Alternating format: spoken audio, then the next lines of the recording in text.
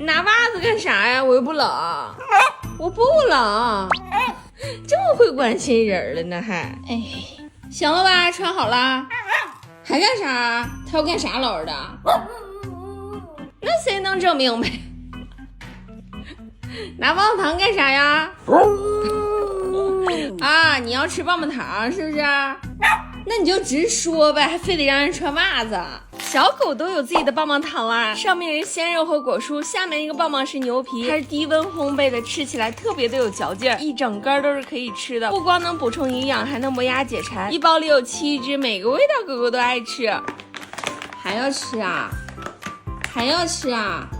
咱不说好一天吃1根吗？哎呦，你的小玩具干嘛要换呢？那再吃1根吧。